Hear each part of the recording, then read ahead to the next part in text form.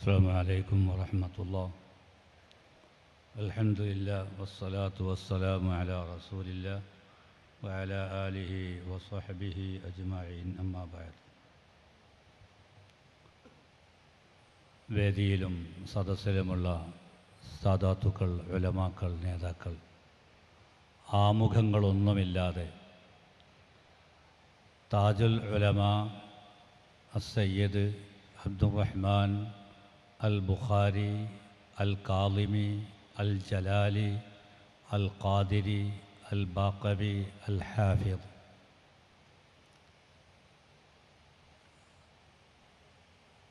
അവരെ സംബന്ധിച്ച് പരിചയപ്പെടുത്താൻ 4 കണ്ടൻ്റാണ് ഞാൻ പ്ലാനിട്ടിട്ടുള്ളത്.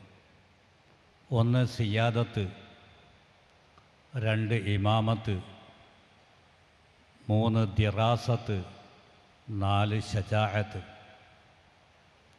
അവരുടെ സിയാദത്ത് ചോദ്യം ചെയ്യപ്പെടാത്തതാണ്. മഹാനായ മൂസൽ കാളിമിയുടെ പരമ്പരയിൽ ലോകത്താകമാനം 75ഓളം സയ്യിദുമാരുടെ കബീലകളുണ്ട്. കേരളത്തിൽ തന്നെ 20ഓളം കബീലകൾ വന്നിട്ടുണ്ട്. ആ കബീലകളിൽ കേരളത്തിൽ ആദ്യം വന്നത് ബുഖാറയിൽ നിന്ന് സയ്യിദ് അഹ്മദ് ജലാലുദ്ദീൻ അൽ ബുഖാരി തങ്ങളാണ്. അവരുടെ ജീവിതവും അവരുടെ മൂത്ത മകനായ കൊച്ചി ചെമ്പിട്ടപ്പള്ളിയിൽ അന്ത്യവിശ്രമം കൊള്ളുന്ന സയ്യിദ് ഇസ്മായിൽ ബുഖാരി തങ്ങൾ, അവരുടെ മകൻ അഹ്മദ് തങ്ങൾ, അവരുടെ തങ്ങൾ ഇസ്മായിൽ സഗീർ തങ്ങൾ, ആ പരമ്പരയിലെ മഹാനായ സയ്യിദാണ് ബഹുമാനപ്പെട്ട താജുൽ ഉലമ അവർകൾ.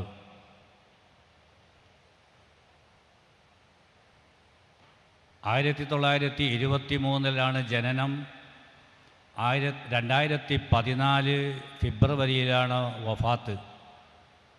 ഈ കാലത്തിനിടയിൽ അവരുടെ പഠനവും അവരുടെ പഠിപ്പിക്കലെന്ന ദർസും അവരുടെ ധീരമായ പോരാട്ടങ്ങളും ധിഷണമായ അവരുടെ നേതൃത്വവും എല്ലാം വളരെ ചരിത്രം ഒരു കാലത്തും മറക്കപ്പെടാത്തതാണ്.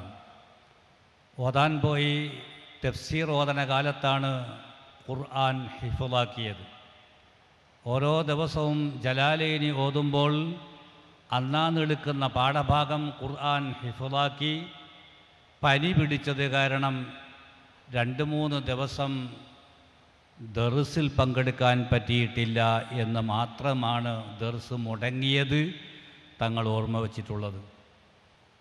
ബഹുമാനപ്പെട്ട സയ്യിദ് അഹ്മദ് ജലാലുദ്ദീൻ ബുഖാരി തങ്ങളുടെ പരമ്പരയിൽ വന്ന ബുഖാരി സാദാത്യങ്ങൾ അഹ്ലുസുന്നത്തി വൽ ജമാഅത്തിന് നൽകിയ നേതൃത്വവും ആ നേതൃത്വത്തിൽ ബഹുമാനപ്പെട്ട താജുൽ ഉലമ തങ്ങൾ ധീരമായ ഇടപെടലും നടത്തിയതാണ് അവരുടെ ഇമാമത്ത്. തങ്ങൾ നേതൃരംഗത്ത് വരുമ്പോൾ ആ തങ്ങളെ മുമ്പിൽ ധൈര്യത്തോടെ എഴുന്നേറ്റ് നിൽക്കാൻ ഒരാളുണ്ടായിരുന്നില്ല. അറിയണോ നിങ്ങൾക്ക്? മഹാനായ കോടമ്പുഴ ബാബ ഉസ്താദിൻ്റെ ഉപ്പ മുഹമ്മദ് മുസ്ലിയാരാണ് ആദ്യത്തെ ഗുരു. മദ്രസ പഠനം കഴിഞ്ഞ് മുഹമ്മദ് മുസ്ലിയാരിൽ നിന്ന് കിതാബ് 2 വർഷം ഓതി. പിന്നീട് വിവിധ സ്ഥലങ്ങളിൽ കിതാബ് ഓതി. അവസാനം പറവണ്ണയുടെ അടുത്തെത്തി. അതിനുശേഷം 3.5 കൊല്ലം കണ്ണിയത്ത് ശൈഖുന കണ്ണിയത്തിൽ നിന്നും കിതാബോധി. പിന്നെയും ഉയർന്ന് അവിടുന്ന് മുമ്പോട്ട് പോകാൻ ആഗ്രഹിച്ചുകൊണ്ട് വേറൊരു സ്ഥലത്ത് വന്നപ്പോൾ അവിടെ അതിന് സൗകര്യമില്ല എന്ന് കണ്ട് വീണ്ടും ശൈഖുന കണ്ണിയത്തിനെ സമീപിച്ചു. കാടേരി പരപ്പനങ്ങാടിയിൽ ദർസ് നടത്തുമെന്ന് കേട്ടപ്പോൾ അവിടെയാണ് വന്നിരുന്നത്. പക്ഷേ നിർവാഹമില്ലാതെ അവിടുന്ന് കണ്ണിയത്തിനെ സമീപിച്ചപ്പോൾ കണ്ണിയത്ത് പറഞ്ഞു, ബാക്കിയാത്തിലേക്ക് വലിയൊരു ബാക്കിയാത്തിൽ പറമ്പക്കടവത്ത് അബൂബക്കർ മുസ്ലിയാർ ദർസ് നടത്തുന്നുണ്ട്, പോയിക്കോ, മോനക്ക് വേണ്ടതൊക്കെ അവിടുന്ന് പഠിപ്പിച്ചു തരും. അപ്പോഴത്തേക്കും പറമ്പക്കടവത്ത് അബൂബക്കർ മുസ്ലിയാർ എന്ന് പറയുന്ന EK അവർ കേരളത്തിലേക്ക് വന്ന് തളിപ്പറമ്പിലെ കുവ്വത്തിൽ ദർസ് ഏറ്റു എന്ന് കേട്ടപ്പോൾ അങ്ങോട്ട് പഠിക്കാൻ പോയി. ചെന്നപ്പോൾ EK പറഞ്ഞു, ഇവിടെ ദർസിൽ ചേരണമെങ്കിൽ അറബിയിൽ ഒരു ഇസ്തിമാറ, ഒരപേക്ഷ തയ്യാറാക്കി തരണം. പോകുമ്പോൾ ഒറ്റക്കല്ല, കരുവന്തുരുത്തിക്കാരനായ ആലിക്കുട്ടി മുസ്ലിയാരും കൂടെയുണ്ട്. ആ അപേക്ഷ അറബിയിൽ എഴുതി കൊടുത്തു. എഴുതി കൊടുത്തപ്പോൾ ശറഹു തഹ്ദീബ് പലവട്ടം വായിപ്പിച്ചു. അത് വിജയിച്ചപ്പോൾ പിന്നെ കട്ടുകട്ടി മസാലകളുടെ ചോദ്യങ്ങളായി. ഈക്കയുടെ തുടക്കകാലം, ആ കാലഘട്ടത്തിലെ ചോദ്യങ്ങളും താജുൽ ഉലമ എന്ന വിദ്യാർത്ഥിയുടെ ഉത്തരവും എങ്ങനെയുണ്ടായിരിക്കുമെന്ന് ഈ തലമുറക്ക് ആലോചിക്കാൻ പോലും കഴിയില്ല. അത്രയും ശക്തമായ മസാലകളുടെ ചോദ്യങ്ങളായിരുന്നു. പിന്നെ അതൊക്കെ കഴിഞ്ഞപ്പോൾ പറഞ്ഞു, സുന്നിയാണോ എന്നൊരു ചോദ്യം. സുന്നിയാണോ എന്ന് ചോദിച്ചപ്പോൾ തങ്ങൾ പറഞ്ഞു, ആ സുന്നിയാണ്. എന്താ തെളിവ്? അത് തളിപ്പറമ്പിലെ ത്വാഹ തങ്ങളോട് ചോദിച്ചാൽ മതി, ഞങ്ങൾ സുന്നിയാണോ അല്ലേ എന്നാണ് മറുപടി. അതേ പറയുന്നു, തങ്ങൾ സുന്നിയാണ്, സുസുന്നിയാണ്. ആ തങ്ങളുടെ സുന്നിയത്താണ് ഈ കാണുന്ന അച്ചടക്കമുള്ള പട. ഈ കാണുന്ന 10,000 വരുന്ന സുന്നി സമൂഹം സുന്നിയത്ത് ദാർഢ്യത്തോടുകൂടി ധീരമായി പ്രഖ്യാപിച്ച തങ്ങളുടെ അനുയായികളാണ്. സുന്നിയത്തിന് വേണ്ടി കൊക്കിൽ കിടന്ന് ചക്രശ്വാസം വലിക്കുന്ന മറുഭാഗത്തുള്ള ആളുകൾക്ക് ഈ സുന്നിയത്തിലേക്ക് സ്നേഹപൂർവ്വം ക്ഷണിക്കുകയും ചെയ്യുകയാണ്. മഹാനായ തങ്ങൾ ഇമാമത്ത് എന്ന് പറഞ്ഞാൽ തങ്ങൾ നേതൃത്വം വഹിക്കാൻ സമസ്തയിലേക്ക് വരുന്നത് 1956 തങ്ങൾ മുഷാവറയിൽ, സമസ്ത കേരള ജംഇയ്യത്തുൽ ഉലമയിൽ മുഷാവറ മെമ്പറാകുന്നത്. 76 മുതൽ 13 കൊല്ലം മഹാനായ തങ്ങൾ വൈസ് പ്രസിഡൻ്റാണ്. പ്രസിഡന്റ് മഹാനായ ഉസ്താദ് കണ്ടിയത്താണെങ്കിലും ഉസ്താദ് വന്നാൽ പോലും, ഉസ്താദായ പ്രസിഡന്റ് കണ്ടിയത്തവറുകൾ ഹാജരായാൽ പോലും മഹാനായ തങ്ങളെ കൊണ്ടാണ് മുഷാവറയിൽ ദ്വാരപ്പിക്കാറുണ്ടായിരുന്നത് എന്ന് അന്നും ഇന്നും മുഷാവറയിലുള്ള ആളുകളോട് ചോദിച്ചാൽ അറിയാൻ കഴിയും. ചരിത്രമാണത്. നീണ്ട 13 കൊല്ലം 1989 മുതൽ മഹാനായ തങ്ങൾ താജുൽ ഉലമ സമസ്തയുടെ പ്രസിഡന്റാണ്. വഫാത്താകുന്ന 2014 വരെ നീണ്ട 25 വർഷം സമസ്തയുടെ പ്രസിഡന്റ് സ്ഥാനത്തിരുന്നത് മഹാനായ താജുൽ ഉലമയാണ്. എന്താ ഇതിന് കാരണം? താജുൽ ഉലമയെ മറികടക്കാൻ ഒരാൾക്കും മുമ്പിൽ നിൽക്കാൻ കഴിഞ്ഞിട്ടില്ല. തങ്ങളുടെ മുമ്പിൽ എഴുന്നേറ്റ് എന്തെങ്കിലും ഒരു കാര്യം പറഞ്ഞാൽ ആ പറയുന്നത് അഹ്ലുസുന്നത്തി വൽ ജമാഅത്തിന് നിരക്കാത്തതാണെങ്കിൽ തങ്ങൾ ഉസ്താദാകട്ടെ, പ്രമാണിയാകട്ടെ, രാഷ്ട്രീയക്കാരനാകട്ടെ, മന്ത്രിയാകട്ടെ, ധനാഢ്യനാകട്ടെ, പോടാവിടുന്നു എന്ന് പറയുന്ന ഒരു സ്വഭാവക്കാരനായിരുന്നു. അഹ്ലുസുന്നത്തി വൽ ജമാഅത്തിന് വിരുദ്ധരായ ആളുകൾ കുടുംബത്തിലുണ്ടെങ്കിൽ സ്വത്തവകാശം കൊടുക്കരുതെന്ന് മക്കളോട് പറഞ്ഞു വെച്ച ആളാണ് മഹാനായ താജുൽ ഉലമ. മഹാനായ ശാലിയാത്തിയുടെ ആ തവഴിയിൽ അത്രത്തോളം അഹ്ലുസുന്നത്തി വൽ ജമാഅത്തിൻ്റെ രംഗത്ത് നിന്നു. ഒരു പ്രത്യേക സാഹചര്യത്തിൽ സമസ്തയെ ഹൈജാക്ക് ചെയ്യുന്നു, തദഖുൽ നടക്കുന്നു. ബിദ്അത്തുകാർ ആരൊക്കെയോ മുഖേന ഇടിച്ചു കയറുന്നു. ബിദ്അത്തുകാരുമായി സമരസപ്പെട്ടു പോകേണ്ടുന്ന സാഹചര്യങ്ങൾ അടിച്ചേൽപ്പിക്കപ്പെടുന്നു എന്ന ഘട്ടത്തിലെത്തിയപ്പോൾ ലാ യഖാഫു ലൗമത ലായിമിൻ, ഒരാളെ ആക്ഷേപത്തിനെയും ഭയപ്പെടാതെ ധീരമായി തങ്ങളെടുത്ത നിലപാടാണ് വറജുലാനി ഫില്ലാഹിൽ കരീമി തഹാബബാ എന്ന വിധത്തിൽ മഹാനായ സുൽത്താനുൽ ഉലമയും താജുൽ ഉലമയും സമസ്തയിൽ നിന്നും ദൈന്യതയോടെ ഇറങ്ങേണ്ടി വന്നത്. ഇനിയും ഇവിടെ ഇരുന്നാൽ പലതിനും സാക്ഷ്യം വഹിക്കേണ്ടി വരും എന്ന തിരിച്ചറിവാണ്. ആ തിരിച്ചറിവ് വർത്തമാനകാലത്ത് കേരളത്തിൻ്റെ മതരംഗത്ത് അനുഭവിച്ചു കൊണ്ടിരിക്കുകയാണ്. സമസ്തക്കകത്തുള്ള ആളുകളെ തന്നെ, സമസ്ത എന്ന് പറയപ്പെടുന്നതിൻ്റെ അകത്തുള്ള ആളുകളെ തന്നെ ബിദ്അത്തുകാർ മോട്ടിവേറ്റ് ചെയ്ത്, ബിദ്അത്തുകാർ കയ്യിലെടുത്ത് ബിദ്അത്തിലേക്ക് കൊണ്ടുപോകുന്നൊരു സാഹചര്യത്തിലാണ് ഈ നമ്മളെ ഈ വർത്തമാനകാലം കടന്നു പോകുന്നത്. അപ്പം ആ മഹാരഥന്മാർ അന്ന് ധൈര്യപൂർവം എടുത്ത തീരുമാനം അതല്ലേ, 2 വചനങ്ങൾ താജുൽ ഉലമ സ്ഥിരമായി പറയാറുണ്ടായിരുന്നു. അതിന്ന് സോഷ്യൽ മീഡിയകളിലൊക്കെ ഉണ്ട്. പുതുതലമുറക്ക് അത് വേണമെങ്കിൽ കേൾക്കാം.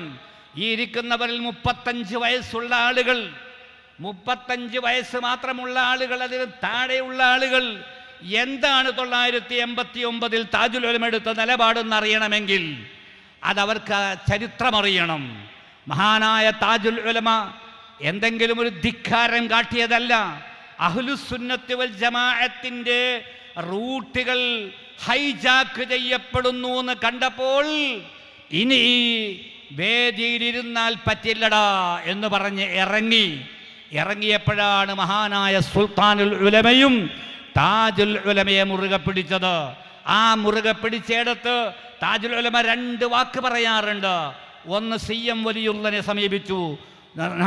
അല്ലാഹു തആല അവരെ ബറക്കത്ത് കൊണ്ട് നമുക്ക് ഹിദായത്ത് തരുമാറാകട്ടെ. CM പറഞ്ഞു, അൻത അലൽ ഹഖ്, തങ്ങൾ ഹഖിന്മലാണ്. വാക്ക് മാറ്റി പറയാത്ത CM ആണത്. അവർ പറഞ്ഞു തങ്ങൾ ഹഖാണ്, ആ ഹഖാണ് ഇന്ന് സമകാലം ബോധ്യപ്പെടുത്തിക്കൊണ്ടിരിക്കുന്നത്. രണ്ടാമതായി തങ്ങൾ പറയാറുണ്ട്, മഹാനായ സിദ്ദീഖുൽ അക്ബർ തങ്ങൾ ഖലീഫയായപ്പോൾ നടന്നതെന്താണ്? 4 വിഭാഗമുണ്ടായി. ഒന്ന് സക്കാത്തിനെ പാടെ നിഷേധിച്ച മുർത്തദ്ദുകൾ. വേറൊന്ന് സക്കാത്ത് നിഷേധിച്ചിട്ടില്ല, ഞങ്ങൾ ഖലീഫയുടെ കയ്യിൽ കൊടുക്കില്ല എന്ന് പറഞ്ഞ ആളുകൾ. തെളിവുകളൊന്നും പറയാൻ ഇവിടെ സമയമില്ല. മഹാനായ സിദ്ദീഖുൽ അക്ബർ തങ്ങൾ ഇസ്ലാമിൽ നിന്ന് പുറത്തുപോയ മുർത്തദ്ദുകളോട് മാത്രമല്ല, ഖലീഫന്റെ കയ്യിൽ സക്കാത്ത് തരൂലാന്നോ? അവിടേക്കെത്തിയോ?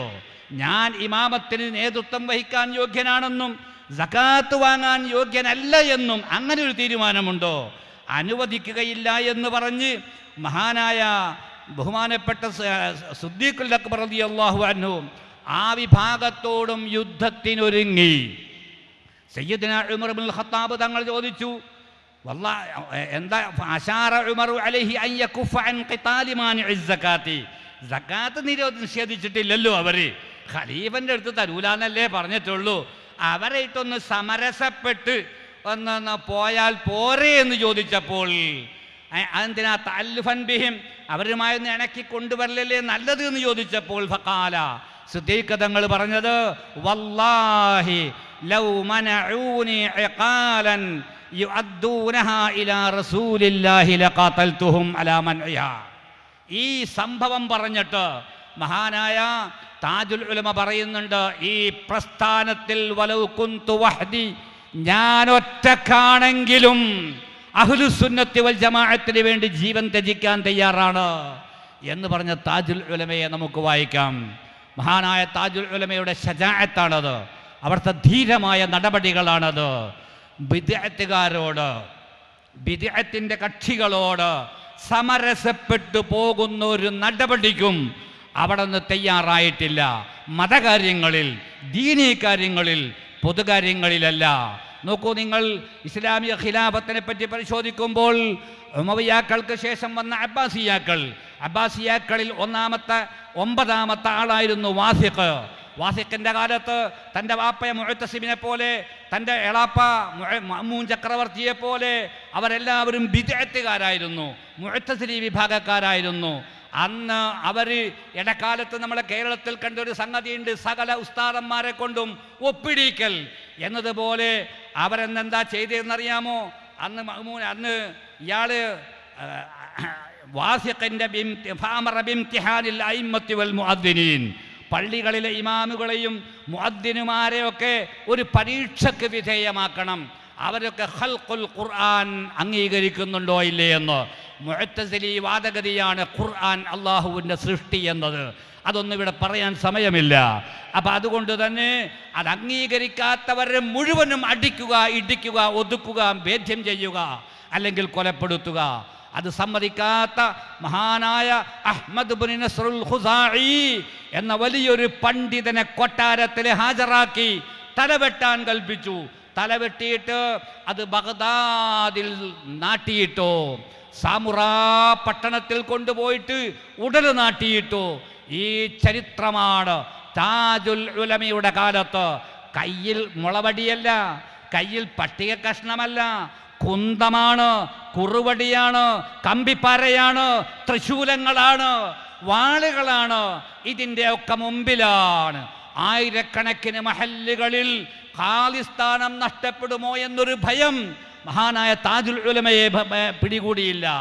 ഈ മാരകായുധങ്ങളുടെ മുമ്പിൽ ജീവൻ പോകേണ്ടി വരുമോ എന്ന് താജുൽ ഉലമയെ പിടികൂടിയില്ല. ധിഷണമായ ധീരമായ ഇടപെടൽ അള്ളാഹു ആ മഹാന്റെ ബറക്കത്ത് കൊണ്ട്, ആ ബുഖാരി സാദാത്യങ്ങളെ ബറക്കത്ത് കൊണ്ട്, ആ നേതൃത്വത്തിൻ്റെ കീഴിൽ ധീരമായ നേതൃത്വം നൽകി വഫാത്തായി പോയവരുടെ ബറക്കത്ത് കൊണ്ട്, ജീവിച്ചിരിക്കുന്ന സുൽത്താൻ ഉലമയുടെയൊക്കെ ബറക്കത്ത് കൊണ്ട് നമ്മെ അള്ളാഹു ഹിദായത്തിൻ്റെ വഴിയിൽ, അഹ്ലുസുന്നയുടെ വഴിയിൽ, ആ പാതയിൽ അടിയുറപ്പിച്ച് നിർത്തി തരുമാറാകട്ടെ. വആഖിറു ദഅവാന അനിൽ ഹംദുലില്ലാഹി റബ്ബിൽ ആലമീൻ. അസ്സലാമു അലൈക്കും വറഹ്മത്തുള്ളാഹി.